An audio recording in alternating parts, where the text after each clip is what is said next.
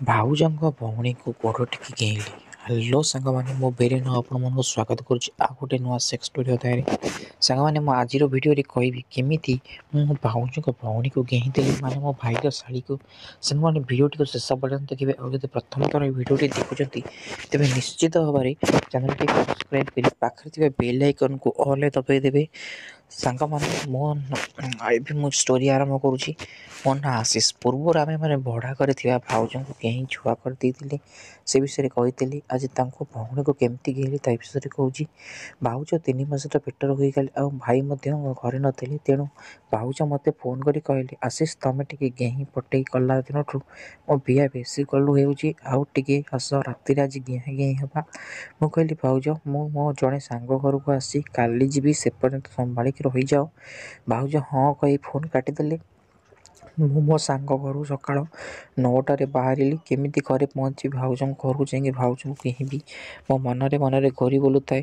ମୁଁ ସିଧା ଭାଉଜଙ୍କ ବେଡ଼ରୁମ୍କୁ ପହଞ୍ଚି ଯାଇ ଦେଖିଲି ଭାଉଜ ମିରର ସାମ୍ନାରେ ପଛାଇ ଦୁଧ ଦେଖାଇ ଠିଆ ହେଇଥିଲେ। ମୁଁ ସାଙ୍ଗେ ସାଙ୍ଗେ ଯାଇ ଭାଉଜଙ୍କ ଦୁଧକୁ ଦଳିଲି।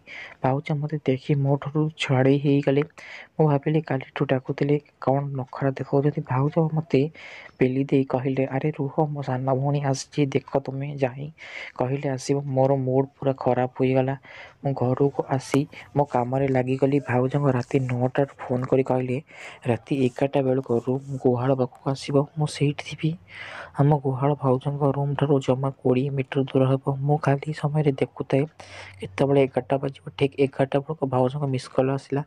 ମୁଁ ଧୀରେ ଯାଇ ଆମ ଗୁହାଳ ପାଖରେ ପହଞ୍ଚିଗଲି। ଦେଖିଲି ଭାଉଜ ଆଗରୁ ବସିଛନ୍ତି। ଭାଉଜଙ୍କୁ କହିଲି, ଜଲ୍ଦି କର, ନହେଲେ ମୋ ଭଉଣୀ ମୋତେ ଖୋଜିକି ପଳେଇ ଆସିବ। ମୁଁ ବିଳମ୍ବ ନ କରି ଭାଉଜଙ୍କୁ ଗୁହାଳ କାନ୍ଥରେ ହାତରେ ଭରା ଦେଇ ନୁଆଇ ଦେଲି, ଆଉ ତାଙ୍କ ଭାଉଜଙ୍କ ଲୁଗାଙ୍କୁ ତାଙ୍କ ଅଣ୍ଟା ଉପରକୁ ଟେକି ଦେଲି। ଭାଉଜ ରେଡ଼ି ହୋଇ ଘିଆ ଖାଇବା ପାଇଁ ଆସିଛନ୍ତି, ତେଣୁ ପ୍ୟାଣ୍ଟ କି ବ୍ଲାଉଜ୍ ଖୋଲି ଆସିନାହାନ୍ତି। ଭାଉଜ ଜାଣିଛନ୍ତି ମୋ ଦୁଧ ଦୁଇଟି ଭାରି ପସନ୍ଦ। ମୁଁ ବାଣ୍ଡକୁ ଭାଉଜଙ୍କ ପଛ ପାଖରୁ ତାଙ୍କ ଆବିଆରେ ପୂରେଇ ଦେଲି, ଆଉ ତାଙ୍କ କାଖ ତଳେ ହାତ ଭର୍ତ୍ତି କରି ତାଙ୍କ ଦୁଧ ଦୁଇଟାକୁ ଚିପି ହାତ ପଛପଟୁ ଧକ୍କା ମାରି ଚାଲିଲି। ଭାଉଜ ଖାଲି ଓଃ ରଡ଼ି ପକାଉଥାନ୍ତି କହି ଗାଣ୍ଡିକୁ ଆଡ଼କୁ ପେଲି ଦେଲି ଘିଆ ଖାଉଥାନ୍ତି। ଠିକ୍ ସେତିକିବେଳେ ହଠାତ୍ ଆମ ଉପରକୁ କିଏ ଜଣେ ଟର୍ଚ୍ଚ ମାରିଲା। ତା ମନେ କେତେବେଳୁ ଆମକୁ ଘିଁ ଦେଖୁଛି।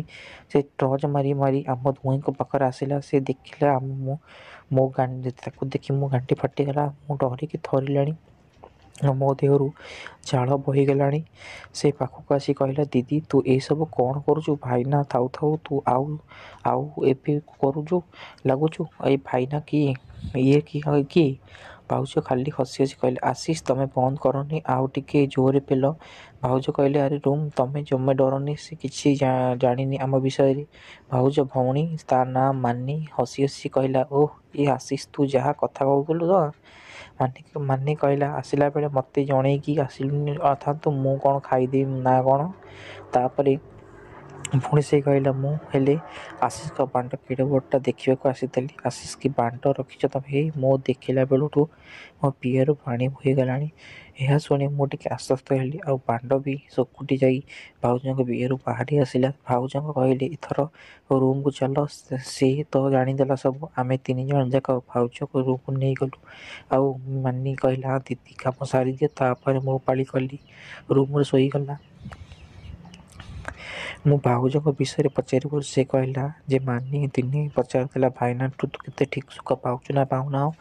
କେମିତି ପ୍ରେଗନେଣ୍ଟ ହେଲୁ? ମୁଁ କହିଲି, ମୋର ଗୋଟେ ଚକୋଲେଟ୍ ଭଳି ଦିଅର ଅଛି, ତାକୁ ଦେଖିଲା ଦିନଠୁ ମୋ ଦୁଧ ଖାଲି ଗାଣ୍ଡି କୁଣ୍ଡେଇ ହେଉଛି, ଆଉ ସେ ପଟେଇ ରଖିଛି।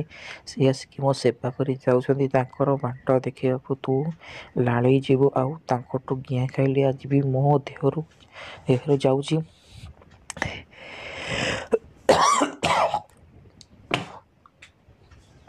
ଏଇ କଥା ଶୁଣି ଭାଉଜଙ୍କୁ କହିଲି, ଭାଉଜ ମୋ ବାଣ୍ଡ ଉପରେ ଶୁକୁଟି ଯାଇଛି, ତାପରେ ଉଠାଅ। ଭାଉଜ ବାଣ୍ଡକୁ ପାଟିରେ ପୁରେଇ ଚୁଚୁମି ମୋ ବାଣ୍ଡକୁ ପୁଣି ଠିଆ ହୋଇଗଲା।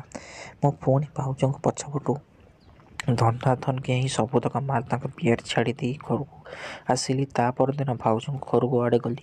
ଦେଖିଲି ଦୁଇ ଭଉଣୀ ବସି କଥା ହେଉଛନ୍ତି। ଭାଉଜ ମୋତେ ଆଖି ମାରି ଠାର ମାରିଦେଇ କହିଲେ, ତୁମେ ମାନି ସାଙ୍ଗେ ବସି କଥା ହେଉ ତ, ମୁଁ ତମ ଘର ଆଡ଼େ ଟିକେ ଯାଉଛି କହି ଚାଲିଗଲି। ମୁଁ ମାନି ପାଖରେ ଯାଇ ବସିଲି। ମାନି ମୋ ଉପରେ ଲଟେଇ ହୋଇ ବସିଲା ଆଉ ଦୁଧକୁ ପିଠିକୁ ଘଷିଲା। ମୋ ବାଣ୍ଡ ଟିକେ ଟିକେ ଉଠିଲା। ମାନି ଏଥର ଠିଆ ହୋଇ ଛାତିରୁ ଲୁଗା ଟିକେ କାଢ଼ିଦେଲା। ତା ଦୁଧ ମୋ ମୁହଁରେ ଆଣିକି ଘଷିଲା। ବାହା ହୋଇଛି କିନ୍ତୁ ଜମାରୁ ଓହଳିନି। ପୁଣି ଗୋଟେ ଛୁଆର ମାଆ ବୋଲି ବି କେହି କହିବେନି। ମୁଁ ତା ଗୋଲ ଗୋଲ ଚିକଣ ଦୁଧ ଦୁଇଟାକୁ ଦୁଇ ହାତରେ ଧରି ଦଳିଲି। ତାପରେ ଦୁଧରୁ କ୍ଷୀର ବାହାରି ପିଚକାରି ମାରିଲା ତାହାର ସେଇ ମୁହଁରେ ଆସିକି ପଡ଼ିଲା। ମୁଁ ତା ଦୁଧ ଗୋଟେ ପାଟିରେ ପୁରେଇ ପଚ ପଚ କରି ଚିପିଲି ଆଉ କ୍ଷୀର ପିଇକି ମୋ ପାଟି ଭିତର ପଡ଼ିଲା। ମୋତେ କହିଲା, ଟିକେ ଧୀରେ ଯିବ, କାଟୁଛି। ଛୁଆ ଖାଇଲା ଭଳି ଦୁଧ କ'ଣ ଖାଉଛ? ଏଥର ଗୋଟେ ଦୁଧକୁ ଚିପିଲି ଆଉ ଗୋଟେ ପାଟିରେ ପୁରେଇ ଚୁଚୁମିଲି। ମାନି ଖାଲି ଡହଳ ବିକଳ ହୋଇ ମୋତେ ଭିଡ଼ି ଧରି ଦୁଧକୁ ମୋ ପାଟି ଭିତରେ ଧରିଲା। ଏଥର ମୁଁ ତା ଶାଢ଼ୀ ସାୟାକୁ କାଢ଼ିଦେଲି। ଖାଲି ପ୍ୟାଣ୍ଟଟି ରଖି ତା ଉପରୁ ଶୁଆଇ ଦେଲି। ମୁଁ ପୁରା ଲଙ୍ଗଳା ହୋଇଗଲି। ମାନି ମୋ ଭାଣ୍ଡକୁ ଦେଖି ଲାଳ ବୋହି ପଡ଼ିଲାଣି। ମୋ ଭାଣ୍ଡ ଭିତର ନେଇ ପାଟିରେ ଚୁଚୁମିଲି। ସେ ମୋ ବାହାରକୁ ଲାଗିଲା। ତେଣୁ ମୋ ଭାଣ୍ଡକୁ ଆଉ ପାଟିରେ ପୁରେଇକି କାଢ଼ିଲି। ତା ପ୍ୟାଣ୍ଟଟିକୁ କାଢ଼ିଦେଲି। ବିଆ ବହୁତ ବାଳ ଗୁଡ଼ା ପୁରା ନାହିଁ ତଳଠାରୁ ଆରମ୍ଭ କରି ଦୁଇଜଣଙ୍କ ମଝିରେ ଗାଣ୍ଡି ପର୍ଯ୍ୟନ୍ତ ହୋଇଛି। ମୁଁ ତା ବିଆରେ ଯେମିତି ହାତ ମାରିଛି ସେ ଖାଲି ମୋତେ ଭିଡ଼ି ଧରିଲା। ତାପରେ ମୁଁ ତା ପାକୁଡ଼ା ପରି ବିଆକୁ ମେଲା କରି ଭିତରୁ ଦେଖିଲି ଶାଳୀ ଆଗରୁ ଗିଆଁ ଖାଇ ବିଆକୁ ମେଲା କରି ରଖିଛି। ମୁଁ ତା ବିଆରେ ମୁହଁ ଲଗେଇ ଟିକେ ଟିକେ ଚାଟିଲି। ମାନି ମୋ ମୁଣ୍ଡକୁ ତା ବିଆ ଉପରେ ମାଡ଼ି ଧରିଲା। ମୁଁ ଆଶ୍ୱସ୍ତିରେ ହୋଇଗଲି। ମୁଁ ଜାଣିଗଲି ଇଏ ପକ୍କା ବିଧେଇ ହୋଇଥିବ। ମୁଁ ମୋ ମୁହଁରେ କାଢ଼ି ଦୁଇଟି ଆଙ୍ଗୁଠିକୁ ତା ବିଆ ଭିଡ଼ି ପଛ ପଛ କଲି। ମାନି ଖାଲି ଭିଡ଼ି ମୋଡ଼ି ହୋଇ କହିଲା, ଆଉ କେ ରହି ହେଉନାହିଁ, ଜଲ୍ଦି ଗେଇଁ ଦିଅ। ମୁଁ ମୋ ଭାଣ୍ଡକୁ ମାନିର ବିଆ ମୁହଁରେ ସେଟ୍ କରି ଗୋଟେ ଜୋରଦାର ଧକ୍କା ମାରିଲି ଯେ ବିଆ ଭିତରଟା ରସାଳ ଆଉ ନାଳୁଆ ହୋଇଥିବା ଭାଣ୍ଡ ପୁରା ମୂଳ ବିଆ ଭିତରକୁ ପଚକିନା ପଶିଗଲା। ମାନିଟା ବିଆର କେଉଁଠି ଯାଇ ମାଡ଼ ହେଲା କେଜାଣି। ମାନି ଚିଲେଇକି, ମାଲୋ ମରିଗଲି ଲୋ, ଘେନା କହି ବେଡ଼ରୁ ଉଠି ପଡ଼ି ମୋତେ କହିଲା, ଟିକେ ଧୀରେ କର, ମୁଁ କ'ଣ କୁଆଡ଼େ ପଳେଇ ଯାଉଛି କି? ମୁଁ କହିଲି, ଶାଳୀ କାଲିଠୁ ମୋ ଭାଣ୍ଡ ଦେଖିକି ନାଳେଇକି ଅଛୁ ଲୋ, ବିଆ ଧରିଛୁ। ତୋ ଦିଦି ବିଆ ବି ଏତେ ରସଳିଆ ନୁହେଁ। ମାନି କହିଲା, ଭାଇନା ଠିକ୍ରେ ଗେଉଁ ନାହାନ୍ତି ବୋଲି ତୋ ଦିଦି ବିଆରୁ ଛୁଆ ବାହାରୁନି। ମୋ ଘଇତା ମୋତେ ଡେଲି ନ ଘେଇଁଲେ ତାକୁ ନିଦ ହେଉନି। ମୋ ବାହାଘରର 2 ମାସ ମୋ ଘଇତା ଘେଇଁ ଘେଇଁ ମୋତେ ପୁରା ପେଟରେ କରିଦେଇଥିଲା। ହେଲେ ଛୁଆ ହେଲା ପରେ ଆଉ ଘେଉଁ ନାହାନ୍ତି। ତେଣୁ ମୁଁ ମୋ ବିଆରେ ରସଳିଆକୁ ରଖିଥିଲି ତୁମ ପରିକା ଗୋଟେ ଘୋଡ଼ା ବାଣ୍ଡିଆ ପାଇଁ। ମୁଁ ମାନି କଥା ଶୁଣି ପୁରା ଜୋସରେ ଭାଣ୍ଡକୁ ତା ଟାଙ୍କିଆ ବିଆ ଭିତରେ ଆଗ ପଛ କଲି। ମାନିକୁ ଧୀରେ ଧୀରେ ମଜା ଆସିଲା। ସେ ଦୁଧକୁ ନିଜେ ଚିପୁଥାଏ ଓ ଦୁଧରୁ କ୍ଷୀର ବାହାରି ପଡ଼ୁଥାଏ। ମାନି ବିଆରେ ପାଣି ବାହାରି କରି ବେଡ଼ ଓଦା ହୋଇଗଲାଣି କିନ୍ତୁ ମୋର ବାହାରୁ ନଥାଏ। ମୁଁ ମାନିକୁ ଘେଇଁ କହିଲି, ଏଥର ମୋ ଉପରେ ଆସ। ମୁଁ ତ ବେଡ଼ ଉପରେ ଶୋଇଲି। ତାପରେ ମାନି ମୋ ଉପରେ ଆସି ବସିଲା। ତା ଅଣ୍ଟା ଦୁଇ ପାଖରେ ଗୋଡ଼ ମିଳାଇ ମୁଁ ତା ଭାଣ୍ଡକୁ ତା ବିଆରେ ପୁରେଇ ଦେଲା ଆଉ ତା ନାଚି ନାଚି ଘେଇଁ ହେଲା। ଦୁଧ ଯେମିତି ପବନରେ ବେଲୁନ୍ ଭଳି ତା ଦୁଧ ଉଡ଼ୁଥାଏ। ଠିକ୍ ସେତିକି ବେଳେ ଭାଉଜ ସାଇଟ୍ ଆଡ଼େ ଠିଆ ହୋଇ ଦେଖୁଥିଲେ। ବୋଧେ ଆସିଲି ନେଲି ଆଉ କହିଲେ, ଟିକେ ଧୀରେ ଧୀରେ କର। ସେ ଛୁଆଟା ମାନି ମୁହଁରେ ପୋତି ମୁରୁକି ହସୁଥାଏ। ମୋର ଜୋରରେ ବିଆର କଣା ଫଟେଇ ପାରୁଥାଏ। ମାନେ ବେଳେ ବେଳେ ମୋ ଆଉଁରେ ନଇଁକି ତା ଦୁଧ ଦୁଇଟାକୁ ମୋ ପାଟିରେ ପୁରେଇ ଦେଉଥାଏ। ମୁଁ ଗୋଟକୁ ପାଟିରେ ପୁରେଇ ଚୁଚୁମି ଆଉ ଗୋଟେ ପଟରେ ମାନିର ଦୁଧ ଖାଉଥାଏ।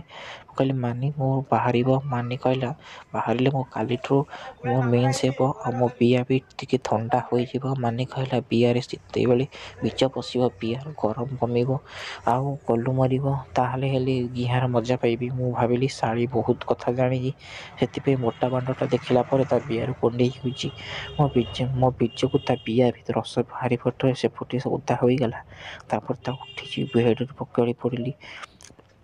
ମୁଁ ତାକୁ ସେମିତି କୁଣ୍ଢେଇକି ଶୋଇଲି।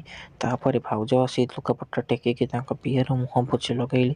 ମୁହଁରେ ଉପରେ ବସି ପଡ଼ିଲେ ଆଉ ତା ଉପରେ ଭାଉଜ ମାନିକୁ ପଚାରିଲେ, କିଛି ଦରଦ ଲାଗୁନି ତ ତୋତେ? ମାନି ସେଇଠୁ କହୁଛନ୍ତି, ମୁଁ ଏଇଠି ମୋ ପାଖରେ ରହିବି। ତାପରେ ସେଇଠୁ ଦୁଇ ଭଉଣୀ ହସିଲେ। ସେଇଠୁ ମୋତେ ଭାଉଜ କହିଲେ, ଆଶିଷ ଆଜି ରାତିରେ ଆସୁନ, ଆମେ ସମସ୍ତେ ମିଶି ଗୋଟିଏ ଜାଗାରେ ଶୋଇବା। ଦୁଇ ଭଉଣୀ ଟିକେ ମଜା ଦେବ। ମୁଁ ହଉ କହି ଆସିବି କହି ଘରକୁ ଗଲି। ଏହାପରେ ଷ୍ଟୋରିରେ କ'ଣ କରିବି ନିଶ୍ଚିତ ଭାବରେ କମେଣ୍ଟ କରିକି ଜଣାଇବେ ଷ୍ଟୋରୀଟି କେତେ କ'ଣ ଲାଗିଲା। ଚ୍ୟାନେଲକୁ ସବସ୍କ୍ରାଇବ୍ କରିବେ ନିହାତି ଭାବରେ ଗାଇସ୍।